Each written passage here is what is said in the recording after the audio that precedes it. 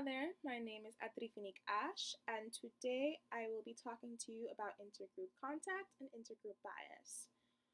One intergroup bias is going to be the preference for your own group, while intergroup contact is going to be an interaction with a different or other group. Intergroup bias, for example, for me would be the fact that I'm Caribbean, so I tend to interact with other people who are of Caribbean descent, so I do have a preference for other Caribbean people. While intergroup contact would be with me interacting with someone for for example, say who is Korean. I don't know many Koreans, and nor do I hang out with them very often. So to interact with them, that would be an intergroup contact. Two reasons why people harm others who are different. One reason would be fear. We tend to hurt things that we're not very familiar with since we've never seen it before. The other would be prejudice. We form ideas or thoughts about another group based on our social interactions or the media.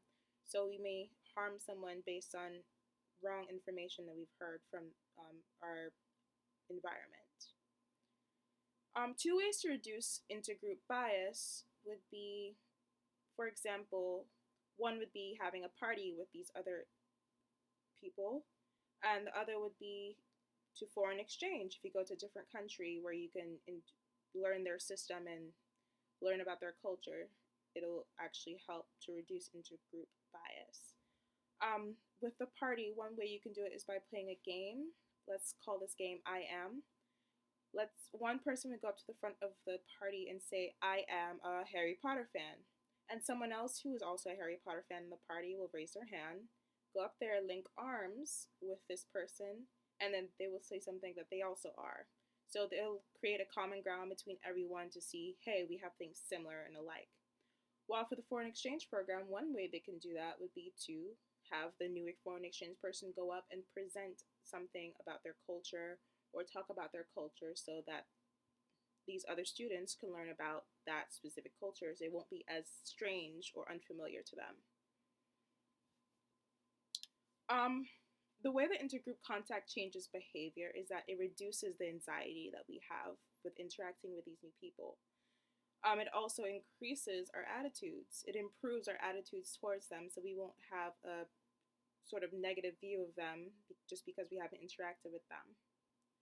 And one way that intergroup contact also helps is that it increases our knowledge on that new group. We learn a lot of cultural things. We learn a lot of similarities that we might have not known before, so that increases the good things that we have about them.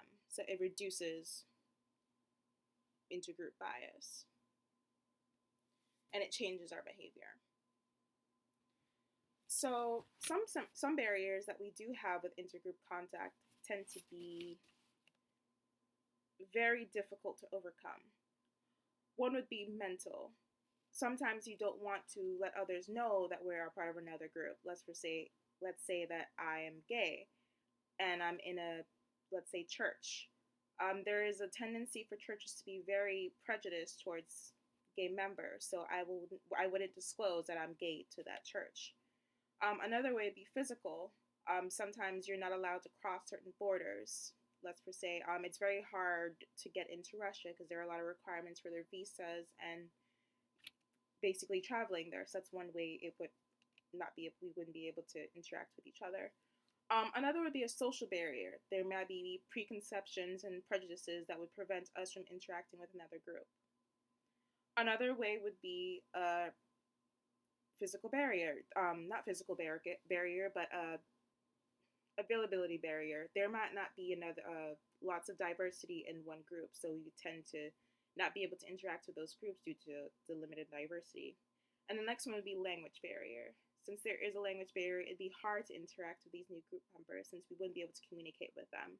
So once we can cross all of those barriers, we could basically reduce our intergroup bias and increase intergroup contact, which would be honestly a great thing for the world. So thank you for listening to me, and I hope you have a great day.